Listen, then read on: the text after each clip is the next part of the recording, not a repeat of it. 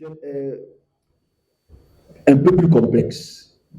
J'ose croire que je ne mettrai pas autant de temps pour que ceux qui sont en train d'être au paradis maintenant,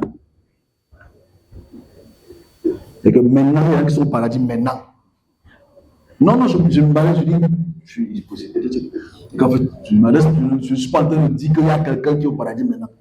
Mais je dis que, hypothétiquement, si tu es au paradis maintenant, c'est-à-dire qu'il y a une voix douce que tu entends dans tes oreilles, ah non, dis au gars, sors, je te prie. Je te prie. Casse une voix.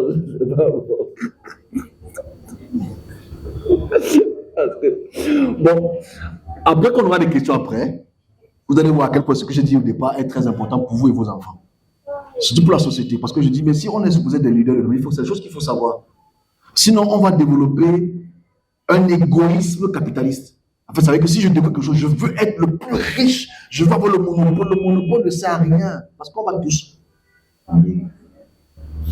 Mais le plus important, c'est que cette technologie puisse être au service. Vous savez, il y a des choses qu'on dit aujourd'hui, que les gens même du village aujourd'hui, on ne sait même pas d'où ça vient, mais ça nous sert. Les gens qui arrêtent les radios comme ça, pour le champ, ils ne savent même pas comment ça a commencé pour la radio. Ils ne s'imaginent même pas d'où est-ce que l'histoire de la radio a commencé. On fera une conférence dessus tout à l'heure, enfin un jour, hein, si vous voulez, on fait une conférence sur la découverte. Vous allez voir à quel point c'était important à la période-là. Aujourd'hui, nous sommes à la période pour laquelle c'est Internet, c'est des smartphones, c'est l'IA, on est tous enthousiastes de cela, etc. Ça sera quoi dans 100 ans? Ça sera quoi dans 5000 ans? Etc. Donc, on va maintenant le côté spirituel. Donc, le côté spirituel est beaucoup plus délicat. Beaucoup plus délicat. Franchement, je suis désolé, c'est trop délicat. Parce que comme le côté physique, on nous a aussi beaucoup menti.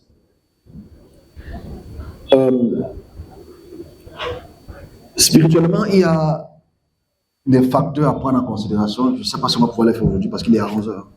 Je vais finir à midi. Spirituellement, on a des dominations, des puissances qui dominent, que moi j'appelle les chariots des ténèbres. Et leur caractéristique de domination sur nous, on doit prendre en considération certains petits points qui ne vont pas servir aujourd'hui, mais qui vont servir au futur. It won't help now. Quand tu vas vers une puissance, et ça c'est très drôle, je ne dis pas une puissance de ton quartier, je dis une puissance qui domine des territoires, des nations, des continents, et même des continents pluriels. Quand tu t'adresses à cette puissance, j'entre dans le sujet une fois, hein, parce que je ne veux pas trop pas, je fais ça en 30 minutes. Quand tu as cette discussion avec eux, le but pour eux, ce n'est pas l'argent. L'argent n'est pas important. En fait, il faut que les gens sachent cela. La richesse pour eux n'est pas importante, en le sens matériel, l'or et l'argent. Ce n'est pas ça qui les importe le plus. C'est là où on a été très bête. Et c'est là où on est toujours très bête. Quand moi, la première véritable discussion que j'ai en 2019 avec l'une d'elles, la discussion ne se base pas sur les richesses, voitures, maisons, ça n'a rien à voir. Et c'est là où je trouve un peu ambigu surtout les serviteurs, notre façon de présenter le service ou de présenter Dieu, entre guillemets, sous la forme d'homme. Allons-y donc dans droit au but. Ce qu'il faut comprendre, c'est que de la première expression que j'ai donnée, dans la première rubrique, il faut comparer directement. Donc, quand moi je discute avec cette puissance, en septembre 2019, je réalise 3 points. Ces 3 points, même si après cela, il y a eu beaucoup d'autres confrontations avec d'autres puissances, ce qui m'interroge actuellement, ou depuis au moins 3-4 ans, mais ce qui m'interroge actuellement, c'est je réalise qu'on est très bête. Mais la bêtise que nous avons ne vient que des notions qu'on a été transmises de génération en génération. On va peut-être parler de ça tout à l'heure. Dans notre discussion, elle nous montre ces 3 points dans notre discussion. C'est une discussion qui a peut-être mis une dizaine de minutes. Je donne une partie, l'autre, le reste n'est pas important parce que ça ne sera qu'un mensonge. Première des choses, c'est ce qu'elle est. elle, entité, une entité. Non, ce qu'ils sont, parce que c'est un duo. Deuxième des choses, c'est sa capacité de regroupement. Ok? Troisième des choses, c'est son acquisition technologique. On va parler de ces trois choses-là, qu'on puisse se comprendre. 3 points. Premier point, c'est ce qu'elle est en termes d'entité, en termes de pouvoir. Deuxième chose, c'est son pouvoir de regroupement. Et troisième chose, c'est son acquisition technologique à travers ces regroupements. Alors, dans la discussion qu'on a, ce qui m'interpelle et qui est de discussion, je veux pas aller plus loin que ça, aujourd'hui, parce que les discussions sont plus longues, c'est ce qu'elle prône, sa communication, la communication qu'elle prône, c'est-à-dire, est-ce que tu vois tout ce que je te montre là? Ce qu'elle me montrait, elle, entité, ok? Ce qu'elle me montrait, c'était des milliards d'étoiles, ok? Dans le ciel, qu'elle transportait derrière elle. Parce qu'elle balayait le monde à travers son mouvement, balayait aussi des milliards d'étoiles. Milliards d'étoiles. Et me fit comprendre que toutes ces étoiles m'appartiennent. Tout ceci m'appartient. Donc, c'est d'abord la première chose qu'il faut noter. On va décortiquer ça tout à l'heure. Et on va essayer de savoir spirituellement, parce que là, on est dans le domaine spirituel. Connaissance, pouvoir et temps. Je prends seulement elle comme exemple. Le reste, c'est pas important. Donc, ce qu'elle transporte en balayant le ciel, on est dans le règne spirituel, hein? On n'est pas dans le côté physique. Donc, s'il vous plaît, le regard-ci n'est pas un regard allégorique. Parce que, comme je dirais peut-être dans notre prochaine rubrique, il y a deux regards en perspective. Que les serviteurs écoutent ceci. Il y a deux regards en perspective. Pas en perception, en perspective. Le premier regard, c'est le regard au niveau de ton horizon. Le regard horizontal qui regarde les puissances en face, leur domination en face, pas en hauteur. Ça veut dire le service ou le serviteur, whatever, qui regarde les puissances en face ont un regard de communication. Celui qui regarde en perspective en dessous a un regard de soumission. C'est deux choses à prendre en compte. On va peut-être se comprendre peut-être tout à l'heure. Avec le regard qui est horizontal, qui regarde les puissances à l'horizontale, on parlera tout à l'heure dans notre prochaine rubrique, écoute et communique avec des puissances, connaissent leur objectif, connaissent leur plan et pourraient anticiper horizontalement. Celui qui regarde les choses en dessous de la puissance est assujetti à la puissance. Donc, revenons donc sur ce que je dis. Donc, quand je dis donc que si la communication que j'ai eue avec cette puissance, c'est sur 3 points. Ce qu'elle est, son regroupement qu'elle a et l'acquisition de la technologie qu'elle a eue à travers ce regroupement-là. Donc, dans la communication, c'est toutes ces étoiles. Mais ici, n'oublions pas, on regarde ça du haut. Donc, gardez ça en tête. On est ensemble. Ça va peut-être nous servir aux années qui arrivent. Le regard qu'on a en horizontal ne voit pas l'humain en tant que forme humaine, mais voit l'humain en tant qu'énergie. On est ensemble. Donc voilà pourquoi c'est sous forme d'étoile. Ce n'est pas sous forme anthropomorphe. Donc, c'est important qu'on puisse mettre ça sous cet angle. Donc, quand cette chose dit, voilà comment je balaye le ciel, et toutes ces étoiles-ci m'appartiennent. Et ce que tu as en main m'appartient. J'avais un iPhone. Oh, je parle de ça peut-être. Mais le plus important, ce n'est pas la technologie. Le plus important, c'est la population. Ce qui compte le plus pour les puissances, ce n'est pas la technologie. C'est d'abord la population. L'asservissement de la population par les puissances est l'objectif des puissances. Voilà pourquoi souvent c'est un étonne de voir un tradit praticien pauvre au village, mais il te donne la richesse. Ils ne comprennent pas ce qui se cache derrière. Est-ce qu'on a, je vous ai posé la question, mais pourquoi il donne l'argent, jamais même les pauvres? Enfin, les gens ne comprennent pas que le but des puissants, ce n'est pas d'être riche, mais c'est de te donner ce que tu veux, pour que tu le serves. On est ensemble. Voilà pourquoi je dis qu'il faut qu'on comprenne donc les enjeux spirituels derrière. Parce que le but même du service, ce n'est pas d'enrichir les hommes. C'est absolument faux. On se comprend? Et c'est ça qui dérange, parce qu'en fait, quand tu vois dans un serviteur et une église peut-être prôner les richesses, il n'a rien compris au service. Est-ce que la richesse est mauvaise? Ça, c'est autre chose, ça ne parle pas de ça. En fait. Nous sommes dans un système économique assez complexe. Donc, revenons sur... Je pense qu'elle parle à l'école. Je pense qu'elle parle à l'école. Bon, elle part à l'école. Donc, bref. Ce qu'on doit prendre en considération, c'est le fait que cette puissance, dans leur agglomération, l'objectif, c'est d'abord avoir ces deux points que je disais tout à l'heure, c'est-à-dire la ressource humaine, la démographie. Donc, la puissance qui a le plus de ressources humaines est beaucoup plus puissante. C'est ce qu'ils ont compris, en fait. Et voilà, parce que voilà pourquoi il faut juste poser le rôle du serviteur.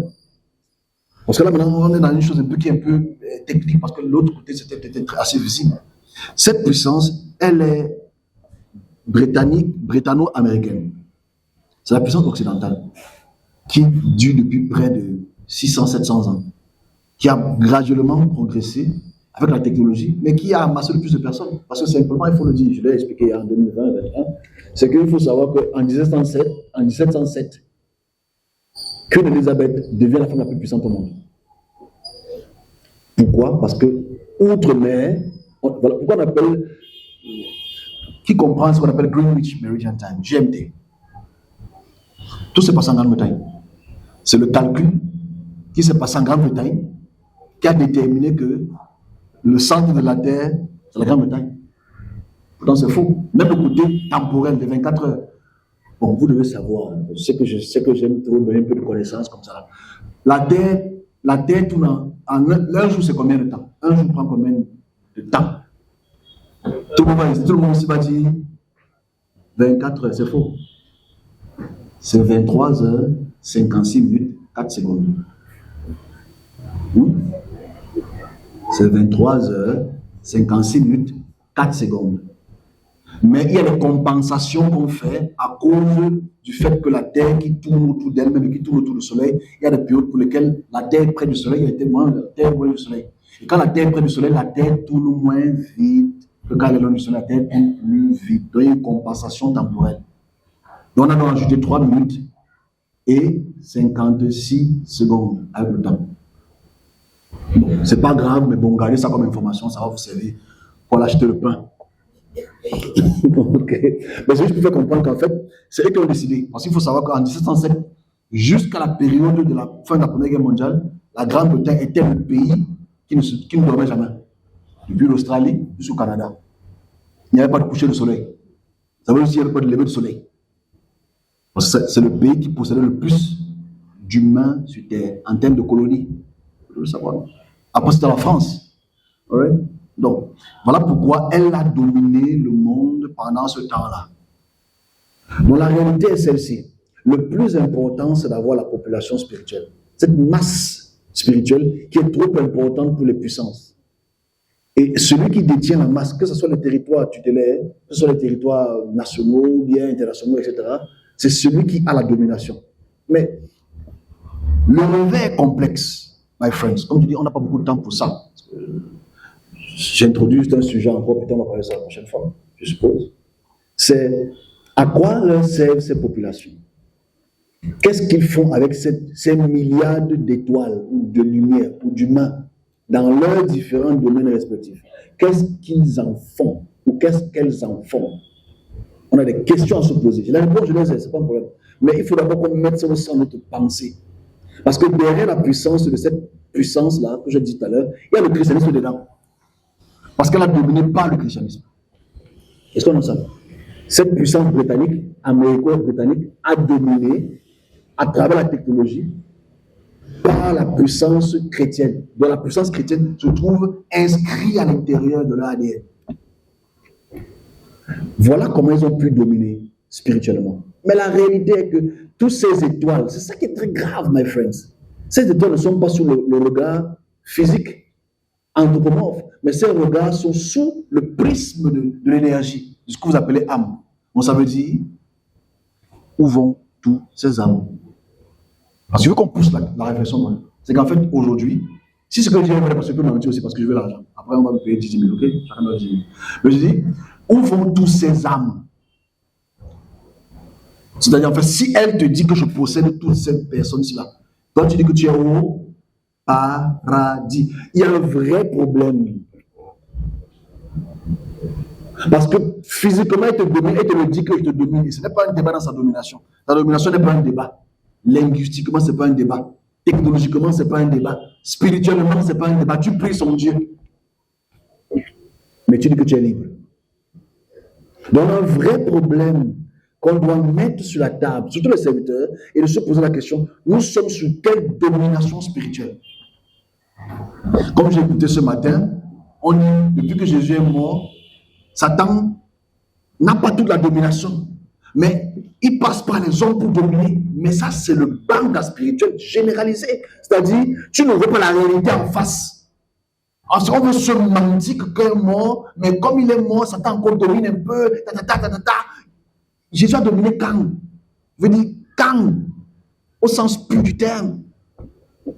On ne veut pas réaliser ces facteurs parce qu'on nous a aliénés cérébralement, en fait. Donc le vrai problème, c'est où vont tous ces milliards d'esprits qui sont morts en étant colportés, transportés dans les champs de maïs, les champs de cacao, nous qui mourons en France, aux États-Unis, nous qui sommes sous leur domination dite catholique. Qui nous a? On est où? That is a real question. Mais qui va répondre à ça? Le dominant? La question qu'on te pose, c'est qu'en fait, est-ce que celui qui te domine va te dire que non, ne t'inquiète pas, je vais te dire la vérité où tu pars? Il ne peut pas le faire. Puisque s'il le fait, il perd la population dans son domaine. Et s'il perd la population dans son domaine, il perd le pouvoir. Donc la vraie question, c'est que nous, est-ce que nous voyons ça sous cet angle? Mais l'Afrique ne voit pas que malgré nos 1,2 milliard, disons entre guillemets, de population, on est subdivisé en 2 religions. Le nord est beaucoup plus musulman et le sud est beaucoup plus chrétien. Ça vient d'où, ces religions? Ça, c'est la vraie question qu'on doit se poser. Où est-ce que, spirituellement, parce que, et je conclus en 10 minutes, la connaissance qu'on a acquise de l'Empire romain qui aspirait le judaïsme, de l'Empire, de la connaissance judaïque qui aspirait sa connaissance des Acadiens, etc. On a les vraies questions à se poser sur ce que nous avons comme connaissance du ciel, de la terre, des anges, etc. Si on fait une discussion dessus, ça va prendre des jours et des jours, et il y a des gens qui dorment déjà. Pour éviter que les gens dorment, on a des problèmes à résoudre. Qui va résoudre ces problèmes? Parce que physiquement, c'est possible. Franchement, physiquement, il faut seulement 4, 5, 6 chefs d'État qui se réveillent et qui tapent la main sur la table et bam, ça pourrait arriver. Mais spirituellement, qui va le faire? Si nous tous là, on est dans une chose terrible. Donc, il y a des gens ici qui ne savent même pas à qui ils appartiennent. Est-ce que vous imaginez cette histoire qui est très grave? En fait, quand tu vois les Français, les Européens, les Français, les Britanniques, moi je m'en fous du spirituel, moi je crois à ce que je veux. Ils ne savent pas qu'ils sont dans la chaussette de quelqu'un. Donc eux, ils pensent qu'ils ne sont pas spirituels, mais ils ne savent pas qu'ils sont dans le spirituel.